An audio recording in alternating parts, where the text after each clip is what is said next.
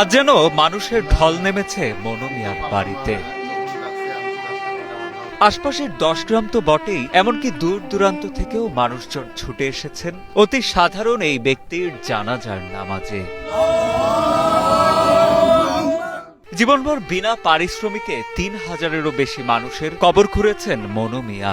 সবার ভালোবাসায় সিক্ত হয়ে আজ তিনি নিজেই শায়িত হলেন কবরে। উনি কখনোই কবর খুঁড়ে কারো কাছ থেকে টাকা নেন নাই বা হাদিয়া নেন নাই। ইভেন ওই মৃত ব্যক্তির বাড়িতে উনি খাওয়া দাওয়াও কখনো করেন না। তার মাঝে যে চাওয়া ছিল এটাই যে উনি যেন সুস্থতার সাথেই আসলে আল্লাহটাকে ফিরতে পারেন।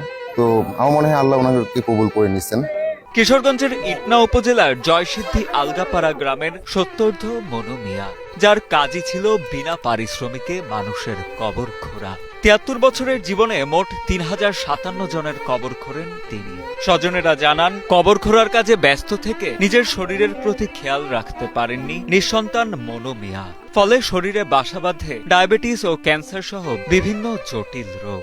শারীরিক অবস্থার অবনতি হলে গত 14 মে তাকে ঢাকার একটি হাসপাতালে ভর্তি করানো হয়। সেখানে চিকিৎসা শেষে কিছুটা সুস্থ হয়ে বাড়ি ফেরার পর 28 জুন সকালে শেষ নিঃশ্বাস ত্যাগ করেন তিনি। আমার ভাইয়ের ছেলে মেয়ে নাই, আমরা দুইটা ভাই। আমি বড় হ্যাঁ ছোট। ছেলে কোন জীবনে আমি কামের কথা বলছি না, কাম করছে না। এসের কাম আমি করে দিছি, সব কাম আমি করে দিছি। একটি না একটা কামের ফরমাইশ দিছি না আমার ভাইয়ে। আমার এমন আদরের ভাই আছে। বয়সের ভারে নিজে নুয়ে পড়লেও অসুস্থ স্বামীর সেবা যত্নে কোনো কমতি রাখেননি মনু মিয়ার স্ত্রী রহিমা বেগম। অন্তিম মুহূর্তে স্বামীকে বাঁচাতে নিজের সর্বোচ্চ চেষ্টাটুকু করেছিলেন তিনি। স্বামীকে হারিয়ে যেন দিশেহারা হয়ে পড়েছেন বৃদ্ধা রহিমা বেগম। একটু হানি খাইবা, তোমার মনে চাইলে দেও, না চাইলে হানি খাওয়াইছি, আমি হেসাও সব করে আইছি। আমার ডাকতেছে, আমার নিজ নাম হচ্ছে রহিমা, এমনি তো আমার বুড়ে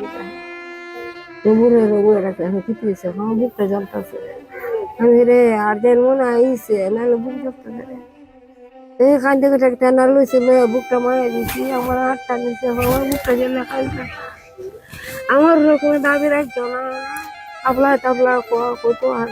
এলাকায় মনু মিয়া পরিচিত ছিলেন শেষ ঠিকানার কারিগর হিসেবে। স্থানীয়রা জানান, জীবনের পুরোটা সময়ই তিনি উৎসর্গ করেছিলেন মানুষকে শেষবারের মতো বিদায় জানাতে। নিঃস্বার্থ মানুষটি বিনা পারিশ্রমিকেই মানুষের দাফন কাফনের কাজ করতেন বলেও জানান তারা। মনু মিয়া তো অনেক 3,000-এর মতন গুড় কুচ্ছে, সে এখন মারা গেছে। সে গুড়টা এখন আমরা সবাই মিলিত ভাবে আমরা তার গুড়টা যতটুকু সুন্দর করবার ততটুকু আমরা এটা করতেছি। আজকে আমরা গুড় করতেছি, কেমন খারাপ লাগতেছে। আমরা এটা এখন আমরা মনে তো মানতেছে না, এটা এখন আমরা নিজেরা করতেছি আর কি।